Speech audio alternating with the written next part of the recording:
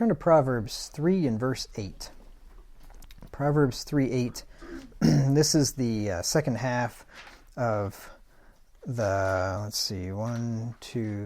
the fourth couplet, it looks like. So last time we looked at verse 7.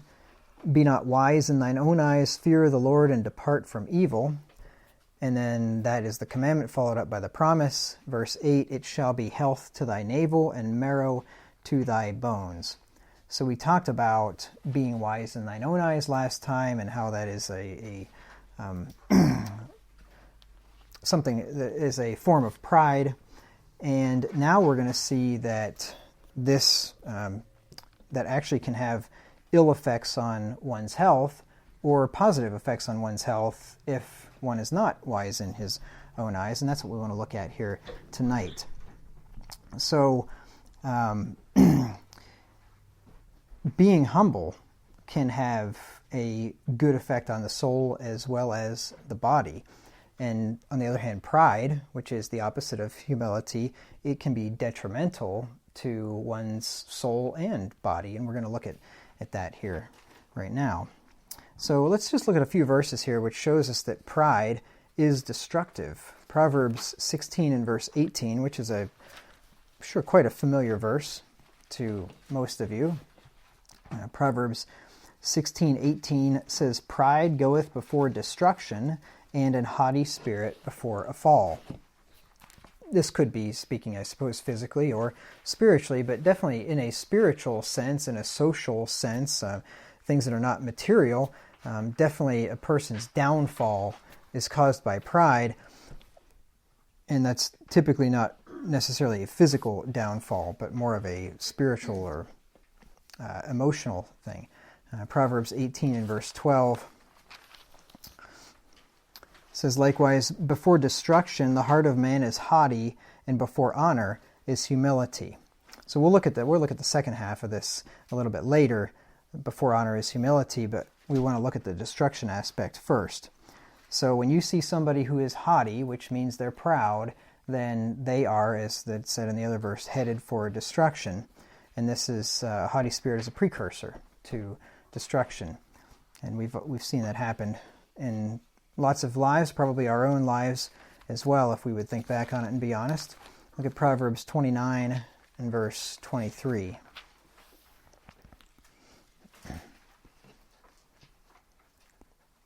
Proverbs 29:23 says, a man's pride shall bring him low, but honor shall uphold the humble in spirit. So pride has a detrimental effect, a destructive effect.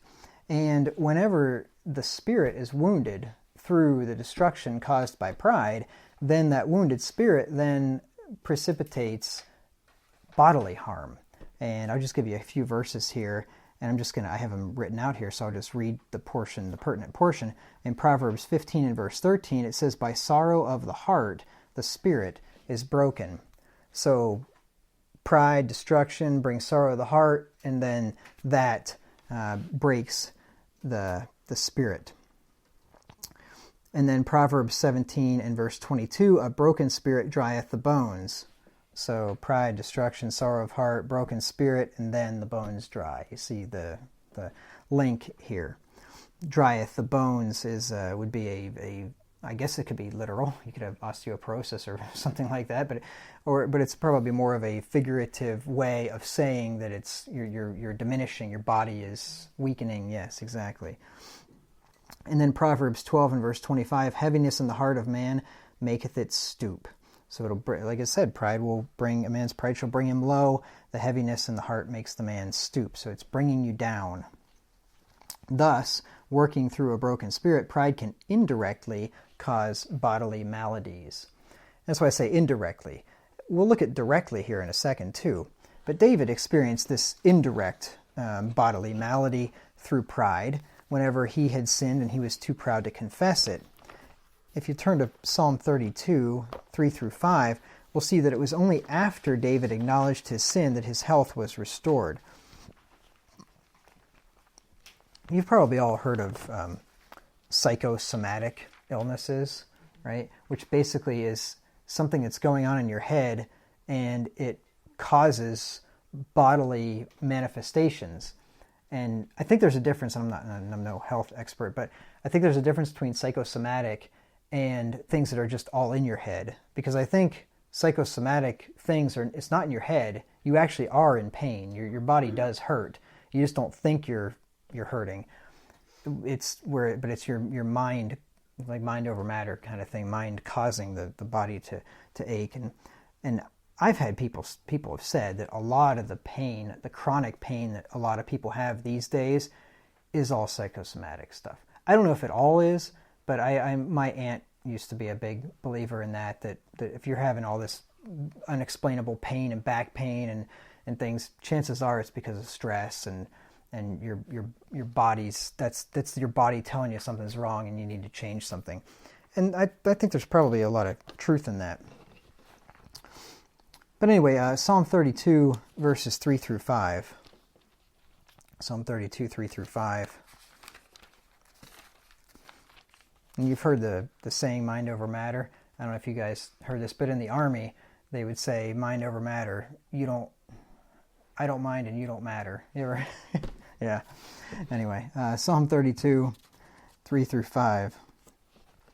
David says, when I kept silence, my bones waxed old through my roaring all the day long. My bones waxed old. Remember that the broken spirit drieth the bones? He kept silence, so he hadn't confessed the sin yet.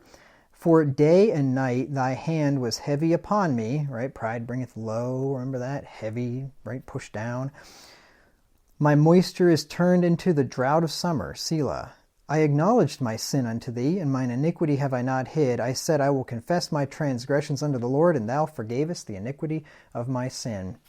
So it took him a while to figure out, when the Lord had been pressing him low, eventually he realizes, you know what, I need to confess and forsake the sin. And once he did that, then he was brought up.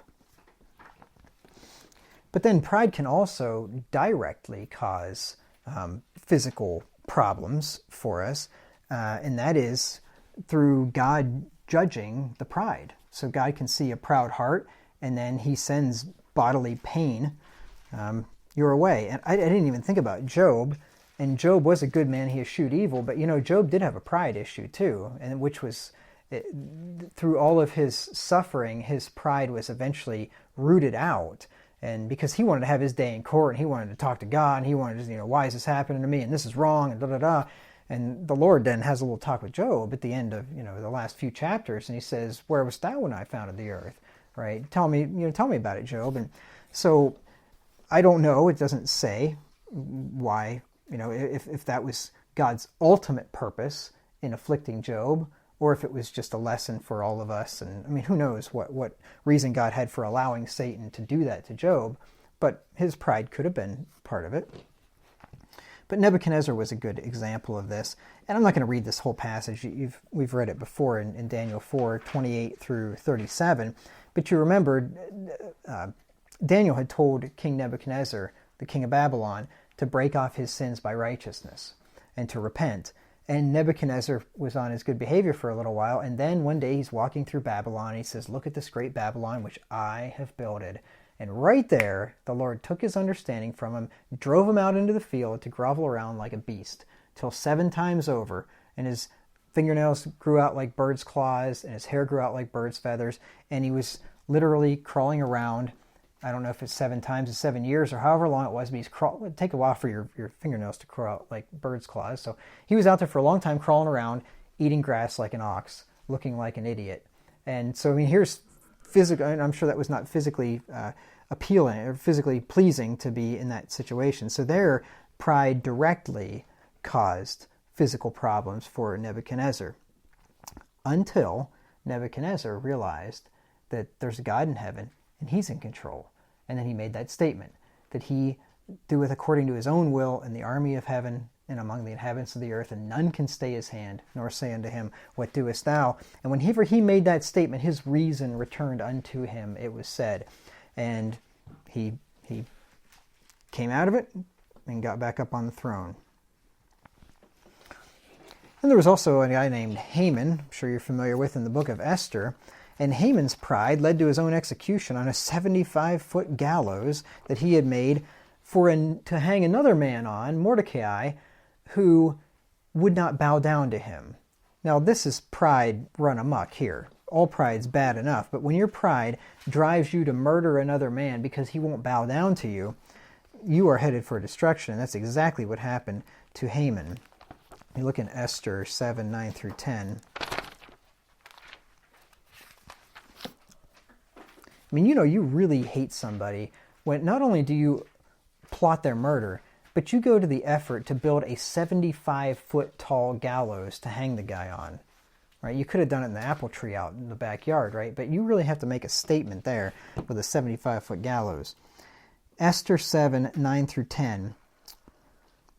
And Harbona, one of the chamberlains, said before the king, Behold also the gallows 50 cubits high, which Haman had made for Mordecai, who had spoken good for the king, standeth in the house of Haman.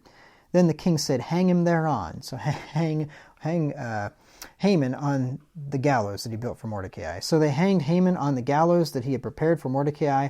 Then was the king's wrath pacified. We read in Proverbs, the king's wrath is as the roaring of a lion, but a wise man will pacify it. Yeah, Haman pacified it, I guess, with his own life. But anyway, 50 cubits. Cubits about 1.5 feet, so 75-foot tall gallows. I don't know I don't think they would drop somebody and hang them from the top of the gallows. I think that would just decapitate you. So I don't know what the point of having such a high gallows was, other than just to really make a statement. People could see. I was going to say maybe people from further away could see. Oh, and they'd hang them like way up high. Oh, maybe. Oh, yeah, they could hang them at the top of it, I guess. Yeah. They did do special preparations to ropes. I read about that one time. It wasn't just any rope. Oh, yeah. Yeah. Huh. That would not be a nice experience. I think, though, if they hang you right, you pretty much die instantly, I think, because you fall and snap your neck, and yeah. Not really high on my list of ways to die, but I suppose it could be worse.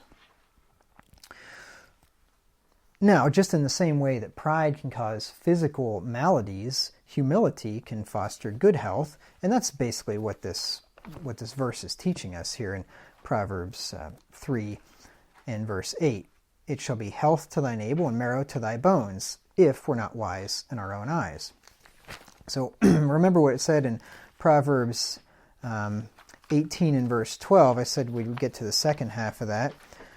The second half tells us that humility will have the opposite effect on us as pride will.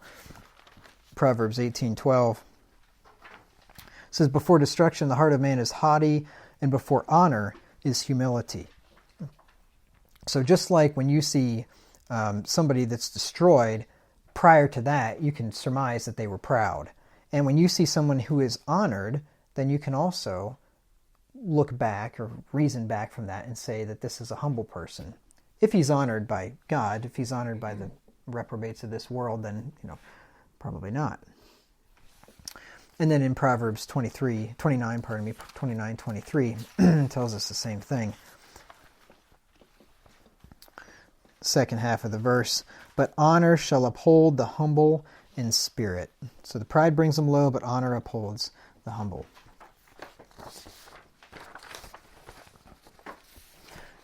James 4:6, another popular verse, tells us that the Lord giveth grace unto the humble. The Lord resisteth the proud, but giveth grace unto the humble. And it says in 1 Peter 5:6 that humble yourselves under the mighty hand of God, and he shall exalt you in due time. So humility is the path to exaltation. So being lifted up and brought to honor will cause a merry heart, which Proverbs 15:13 says, maketh a cheerful countenance. And the cheerful countenance, the merry heart, then doeth good like a medicine. Look at Proverbs 17 and verse 22. So a merry heart maketh a cheerful countenance, Proverbs 15:13. And then the merry heart also does like a medicine. Proverbs 17:22. A merry heart doeth good like a medicine, but a broken spirit drieth the bones. And this has been proven, that a merry heart doeth good like a medicine. There are, like for instance, the POWs in Vietnam. I have been told that the ones that didn't lose heart lived through it. The ones that lost heart died. They just withered away. But the ones that kept a good attitude and had hope, some of them anyway, made it through it. A merry heart doeth good like a medicine. And I totally believe in the placebo effect. I think the placebo effect is responsible for a lot of medicine that works. I'm sure some medicine will actually work no matter what, but I think, honestly, and this is my opinion, but I think a lot of the alternative stuff, I think it's a lot of placebo effect. Placebo effect is that whenever you think you're going to feel good, and then it's a self-fulfilling prophecy. I think that's why it never works on me, because I don't think it'll work, or I doubt it'll work, and then it doesn't work. So, but anyway.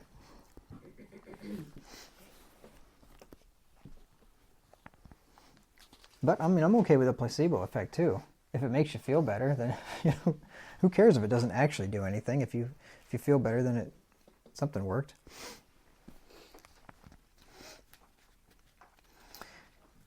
So we saw in Proverbs 17:22 that a broken spirit drieth the bones, but on the other hand, like the verse we're looking at here, it'll be health to thy navel and marrow to thy bones, right? If we don't have a proud spirit, if we're not wise in our own eyes. And then even if a humble man gets sick, his uplifted spirit will sustain his infirmity. Proverbs 18 and verse 14. Says, the spirit of a man will sustain his infirmity, but a wounded spirit who can bear? And I guess that one is probably more applicable to the POWs than the other one that I used. Their spirit sustained them, but a wounded spirit is unbearable. So while the hearty heart of a proud man is headed for destruction, the sound heart of a humble man is the life of his flesh. Proverbs 14 and verse 30. A sound heart is the life of the flesh, but envy the rottenness of the bones. And I think these verses are speaking literally. I think that spiritual sin, like envy, like pride, things like that, does have a detrimental effect on your inward man and your outward man. I really believe that. And likewise, a good spirit within you, a humble spirit,